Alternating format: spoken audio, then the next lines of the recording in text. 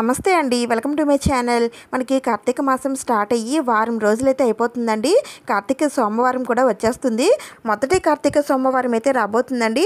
అయితే ఈ కార్తీక సోమవారం రోజున ఆ శివయ్యకి పూజ ఎలా చేసుకోవాలో చాలా సింపుల్ పద్ధతిలో చూపిస్తానండి. అది కూడా పూజా మందిరంలో ఎలా చేసుకోవాలో చూపిస్తాను. ముఖ్యంగా స్వామివారికి ఎంతో ఇష్టమైన రుద్రాక్ష దీపం వెలిగిస్తే చాలా చాలా మంచిదండి. అయితే ఈ రుద్రాక్ష దీపం ఎలా వెలిగించాలి, ఎన్ని రుద్రాక్షలు ఉండాలి అనేవన్నీ కూడా చెప్తానండి. అలాగే ఒకవేళ మీ దగ్గర స్వామివారికి అభిషేకం చేసుకోవడానికి శివలింగం లేకపోయినట్లయితే స్వామివారికి అభిషేకం ఎలా చేయాలి, పూజలో ఏం పెట్టాలి అనేవన్నీ కూడా చాలా డీటెయిల్గా చెప్తానండి. చాలా ఈజీగా స్వామివారికి పూజ అనేది చేసుకోవచ్చు. అన్ని విషయాలు కూడా షేర్ చేస్తాను. వీడియోని అక్కడ కూడా స్కిప్ చేయకుండా చూడటానికి అయితే ట్రై చేయండి. ముందుగా ఒక చిన్న లైక్ అయితే చేయండి. మీరు చేసే లైక్ వలన ఈ వీడియో మరికొందరికి రీచ్ అవుతుంది. ఇంకా వీడియోని అయితే స్టార్ట్ చేసేద్దాం. కార్తీక మాసంలో వచ్చే సోమవారాలనే కార్తీక సోమవారాలని అంటారండి. కార్తీక మాసం నెల రోజులు పూజలు చేయలేకపోయినా కనీసం ఈ కార్తీక సోమవారాల్లో చేసినా సరే ఆ బోళాశంకరుడి ఆశీర్వాదం సంపూర్ణంగా కలుగుతుంది. అయితే కార్తీక సోమవారం రోజున మనం చేయవలసిన దానాలు, పూజలు, ఉపవాసాలు అన్నీ కూడా తెలుసుకుందాం. దానికన్నా ముందుగా మనకి ఈ సంవత్సరం ఈ మొదటి కార్తీక సోమవారం ఎప్పుడు వచ్చిందంటే 2025 అక్టోబర్ 27వ తేదీన సోమవారం షష్ఠీ తిథితో వచ్చింది. కార్తీక మాసంలో వచ్చే మొదటి సోమవారం అలాగే మూడో సోమవారానికి చాలా ప్రత్యేకత ఉంటుందండి. ఈ సోమవారాల్లో కనుక ఆ బోళాశంకరుని పూజించినట్లయితే సకల అభిష్టాలు నెరవేరి ఎంతో పుణ్యం చేకూరి కైలాస ప్రాప్తం కలుగుతుంది. ఇంకా పూజ విధానంలోకి వెళితే మీరు ఈ పూజని పూజా మందిరంలో చేసుకోవచ్చండి, లేదంటే విడిగా పీఠం వేసుకొని సరే చేసుకోవచ్చు. నేను మా పూజా మందిరంలో చేసి చూపిస్తున్నానండి. ముందుగా శివ పార్వతులు ఉన్నటువంటి ఫోటోని అయితే మనం పూజా మందిరంలో పెట్టుకోవాలి. శివయ్యకి అమ్మవారికి కూడా ఇలా చందనం కుంకుమలతో బొట్లు అయితే పెట్టుకోండి. శివయ్య కంఠానికి చందనం కూడా రాయండి. ఎందుకంటే ఆ స్వామివారు కాలకోట విషాన్ని గొంతులోనే కదండి దాచుకున్నారు. దాని వలన చాలా వేడి ఉంటుందంటండి. అందుకని ఆ స్వామివారిని చల్లపరచడం కోసమని మనం స్వామివారికి చందనం సమర్పిస్తాము. అయితే ఇక్కడ స్వామివారికి చందనంతో బొట్లయితే పెడతాం కదండి, మరి కుంకుమ పెట్టొచ్చా లేదా అని మళ్ళీ మీకు సందేహం అయితే రావచ్చు. పెట్టొచ్చండి.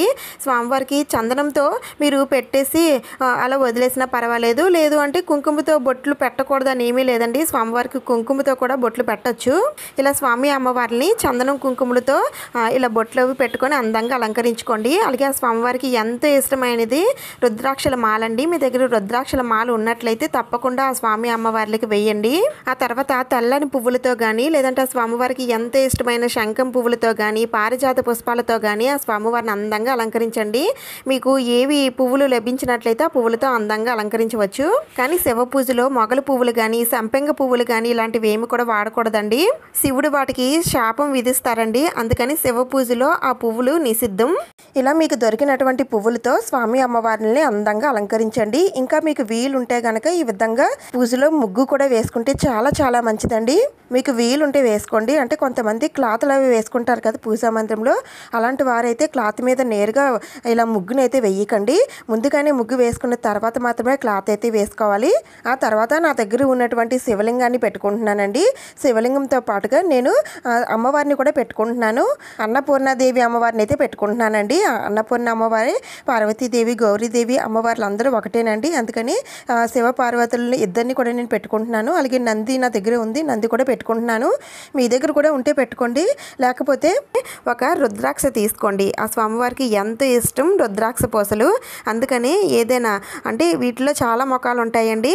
కానీ మీకు ఏ మొఖమైనా సరే ఏం పర్వాలేదు, ఏది తీసుకున్నా పర్వాలేదు. అది చిన్నదైనా పెద్దదైనా ఏదైనా సరే ప్లాస్టిక్ లాంటిది కాకుండా ఒరిజినల్ లాంటిది మంచిది తీసుకోండి. దానికి చందనం కుంకుమలతో బొట్లు పెట్టి ఒక ప్లేట్లో పెట్టుకోండి. దీన్నే మీరు శివలింగంగా భావించి అభిషేకం చేసుకోవచ్చు, పూజ కూడా చేసుకోవచ్చు. శివలింగం లేనివారు రుద్రాక్షను పెట్టుకొని మీరు పూజ అభిషేకాలు శివలింగం లేనివారు రుద్రాక్షను పెట్టుకొని మీరు అభిషేకం పూజ చేసుకోవచ్చు. శివయ్యకి ప్రదోషకాల పూజ అంటే చాలా చాలా ఇష్టం అండి. సాయంత్రం పూట చేస్తే ఆ స్వామివారు చాలా సంతోషిస్తారు. సాయంత్రం 5:30 నుండి 7:30 లోపు స్వామివారికి పూజ అనేది చేసుకోవచ్చు. సాయంత్రం వేళల్లో ఈ పూజను అంతటిని ఆ స్వామివారికి చేసుకోవడానికి ప్రయత్నించండి. ఇంకా ఉదయం వేళల్లో అయితే తెల్లవారుజామున నిద్ర లేచి తలంట స్నానం చేసి ఇల్లు గుమ్మాలన్నీ కూడా శుభ్రం చేసేసుకోండి. ఆ తర్వాత మీ పూజా మందిరంలో ఎలా అయితే దీపారాధన చేసుకొని నైవేద్యాలు పెట్టుకొని పూజ ఎలా చేసుకుంటారో ఆ విధంగా చేసుకొని మీకు వీలుంటే కనుక శివాలయానికి వెళ్ళి అక్కడున్న స్వామివారికి అభిషేకాలు నిర్వహించి పూజనైతే చేయించుకోండి. ఇంకా ఇక్కడ నేను స్వామివారి దగ్గర ఇలా మట్టి ప్రమిదల్లో దీపారాధన అయితే చేసుకుంటున్నానండి. మట్టి ప్రమిదల్లో కానీ లేదంటే ఆ స్వామివారికి ఎంత ఇష్టమైన అరటి డొప్పల్లో కానీ లేదా ఉసిరి దీపాలు కానీ ఇలా ఏ దీపాలైనా సరే పెట్టుకోవచ్చండి. మీకు దొరికిన దాన్ని బట్టి మీరు దీపం అయితే పెట్టుకోండి. నేను ఈ ఫస్ట్ సోమవారం మట్టి ప్రమిదల్లో దీపారాధన అలాగే రుద్రాక్ష దీపం పెట్టుకుంటున్నానండి. రుద్రాక్ష దీపం కూడా ఎలా పెట్టుకోవాలో చూపిస్తాను. ఇంతేనండి. ఈ విధంగా పూజలో స్వామివారిని దీపాలని పెట్టేసుకున్న తర్వాత ఇప్పుడు దీపారాధన అయితే చేసేసుకోవాలి. ఏకాహారతో దీపారాధన చేసుకున్న తర్వాత దీపలక్ష్మికి కొద్దిగా పసుపు కుంకుమ అక్షంతలు పువ్వులు సమర్పించి దండం పెట్టుకోండి. ఆ తర్వాత మనం పూజించాల్సింది వినాయకుడిని కాబట్టి వినాయకుడికి కూడా పూజ చేసేసుకోవాలి. అయితే మనకు పూజా మందిరంలో అందరు దేవతలు ఉంటారు కదా, అందుకని నేను ఇక్కడ ఏం ఉండాలి ఏం ఉండకూడదని చెప్పట్లేదు, పూజా విధానమే చెప్పేస్తున్నాను. ముందుగా వినాయకుడికి కూడా పసుపు కుంకుమ అక్షంతలు పువ్వులు అన్నీ కూడా సమర్పించి దీపదోప నైవేద్యాలతో ఆ స్వామివారికి పూజించుకున్న తర్వాత ఆ స్వామివారికి ఏదైనా నైవేద్యం పెట్టండి. పళ్ళు కానీ పాలు కానీ బెల్లం కానీ అటుకులు కానీ లేదంటే ఇంట్లో తయారు చేసినటువంటి నైవేద్యాలు కానీ ఏ ఉంటే అవి పెట్టి స్వామివారికి ధూపం చూపించి నీరాజనం సమర్పించండి. ఆ తర్వాత కొద్దిగా అక్షంతలు స్వామివారి పాదాల దగ్గర వేసి ఆ స్వామివారికి దండం పెట్టుకోండి. తండ్రి, మాకు ఈ కార్తీక మాసంలో ఎలాంటి అడ్డంకి రాకుండా నేను ఎన్ని రోజులైతే పూజ చేయాలనుకుంటున్నానో అన్ని రోజులు సవ్యంగా పూజ చేసుకునేలాగా చూడు తండ్రి అని ఆ వినాయకుడికి చెప్పుకోండి. ఇలా వినాయకుడి పూజ పూర్తయిన తర్వాత ఇప్పుడు స్వామి అమ్మవార్లకి పూజనైతే ప్రారంభించాలి. ముందుగా ఆ శివపార్వతులకి ధూపం చూపించి కొద్దిగా అక్షింతలు వేసి దండం పెట్టుకోండి. ఆ స్వామి అమ్మవార్లకి ఆహ్వానం పలకండి. ఆ తర్వాత శివయ్యకి అభిషేకం అయితే స్టార్ట్ చేయాలి. మీ దగ్గర ఆ స్వామివారికి ఎంత ఇష్టమైన బిలవ పత్రాలు ఉన్నట్లయితే ఆ బిలవ పత్రం స్వామివారి లింగం పైన పెట్టి అభిషేకం అయితే స్టార్ట్ చేయండి. నాకైతే బిలవ పత్రాలు అయితే దొరకలేదండి, అందుకని స్వామివారి దగ్గర పువ్వులుంచి అభిషేకం అయితే స్టార్ట్ చేస్తున్నాను. అయితే ఈ అభిషేకం పంచామృతాలతో అభిషేకం చేయొచ్చు, రుద్రాక్ష పూసలతో అభిషేకం చేయొచ్చు, పుష్పాలతో అభిషేకం చేయొచ్చు, చెరుకు రసంతో అభిషేకం చేయొచ్చు, విభూది కలిపినట్టు వాటర్తో అభిషేకం చేయొచ్చు. ఇలా ఎన్నో రకాలుగా స్వామివారికి అభిషేకం అనేది చేయొచ్చండి. మీకు ఏవి లభిస్తాయో వాటితో అభిషేకం అయితే చేయండి. నేను ఇక్కడ శుద్ధ జలంతో పాలుతో రుద్రాక్షలు ఉంచినటువంటి జలంతో అభిషేకం అయితే చేసుకున్నాను. అలాగే ఇక్కడ శివలింగం లేకపోయినట్లయితే రుద్రాక్ష పెట్టుకోవాలని చెప్పాను కదండి, దానికి కూడా ఏ విధంగానే అభిషేకం అనేది చేయాలి. అభిషేకం చేసేటప్పుడు ఓం నమః శివాయ ఓం నమః శివాయ అని అనుకుంటూ అభిషేకం అయితే చేసుకోండి. స్వామివారికి కొద్దిగా జలంతో అభిషేకం చేస్తేనే ఎంతో సంతోషిస్తారండి. అలాంటిది కార్తీక సోమవారం రోజున ఇన్ని రకాల ద్రవ్యాలతో అభిషేకం చేసినట్లయితే ఆ స్వామివారు ఎంతో పరవశించి మనం కోరిన కోరికలన్నీ కూడా నెరవేరుస్తారండి. ఇలా అభిషేకం చేసుకున్న తర్వాత స్వామివారికి ధూపం ఇవ్వాలండి, తర్వాత హారతి కూడా ఇవ్వాలి. ఇలా అభిషేకం చేసినటువంటి ద్రవ్యాలని ఎవరు తొక్కని చోట కానీ లేదంటే మొక్కల మొదట్లో కానీ వేసేయచ్చు. అదే మీరు పంచామృతాలతో అభిషేకం చేసినట్లయితే దాన్ని మీరు ప్రసాదంగా ఇంటిల్లపాది తీసుకోవాలి. మళ్ళీ స్వామివారిని పూజ కోసం సిద్ధం చేసుకోండి. మీరు ఎప్పుడు శివలింగాన్ని ఎలా అయితే పెట్టుకుంటారో ఆ విధంగా పెట్టేసుకోండి. నేనైతే ఎప్పుడు ఇలానే పెట్టుకుంటాను. ఒక పీట పైన స్వామివారిని ఉంచుకుంటాను. ఆ స్వామివారికి రుద్రాక్ష మాలలతో అలంకరించుకుంటాను. ఆ తర్వాత స్వామివారికి నిత్యం అభిషేకం పడేటట్టుగా నేను ఈ విధంగా ఏర్పాటు చేసుకున్నానండి. శివయ్య అభిషేక ప్రియుడు కదండి. ఈ విధంగా చిన్న చెంబుతో నీటిని ఏర్పాటు చేసుకున్నట్లయితే రోజంతా కూడా ఒక్కొక్క చుక్క ఆ స్వామివారి పైన అభిషేకం చేస్తున్నట్టుగా పడుతుందండి. ఇదైతే చాలా బాగుంటుంది.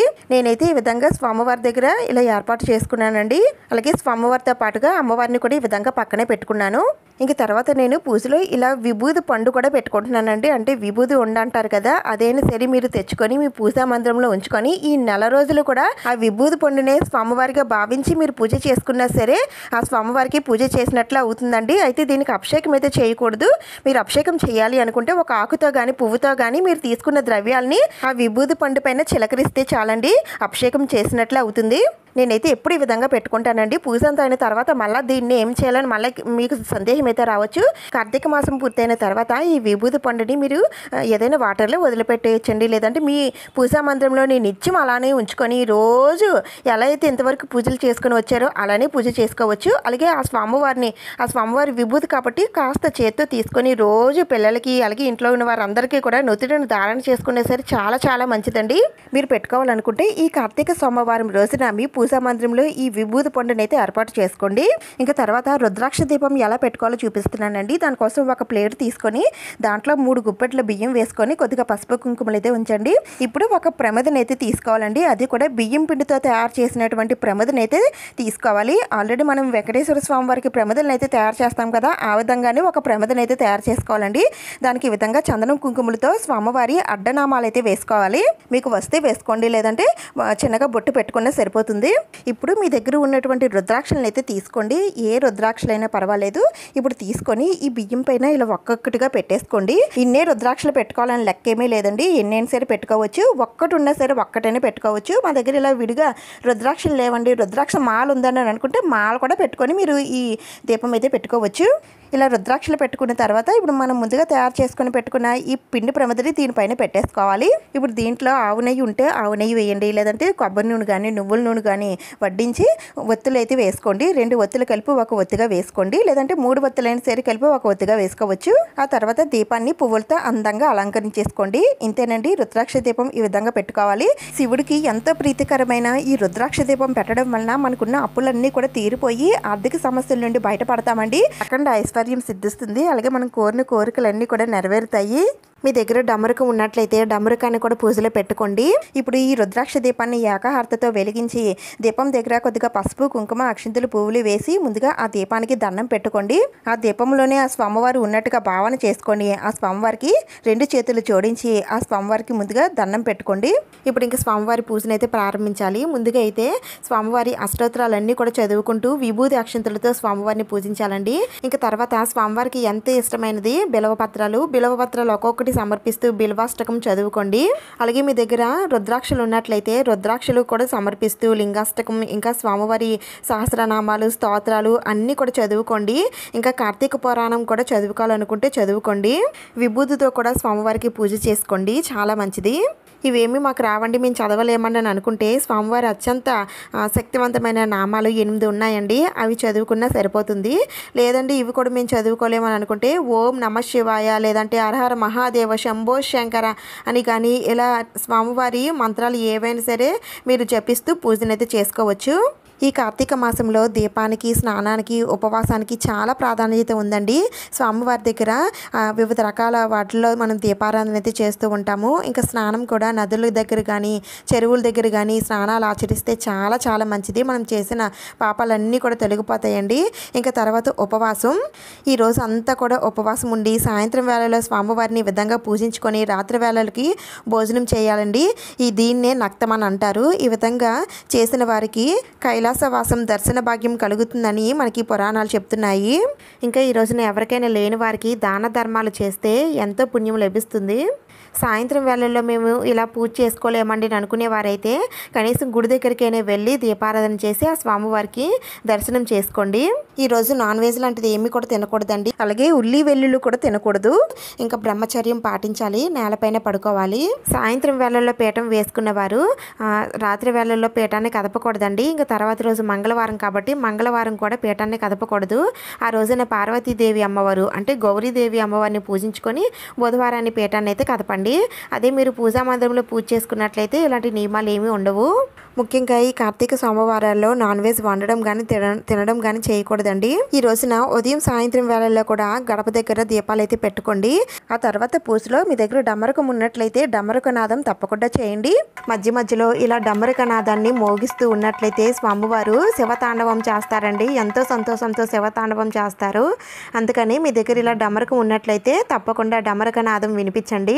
ఇంకా తర్వాత స్వామివారికి నైవేద్యం నివేదన చేయాలండి. మీరు ఇంట్లో ఏవైనా వండిన ప్రసాదమైన లేదంటే పాలు కానీ బెల్లం కానీ పళ్ళు కానీ ఇలా ఏదైనా సరే స్వామివారికి నైవేద్యంగా పెట్టండి. నేను ఇక్కడ చలిమిడి వడపప్పు అలాగే కొన్ని పళ్ళు ఉంటే పళ్ళు కూడా నైవేద్యంగా పెడుతున్నాను.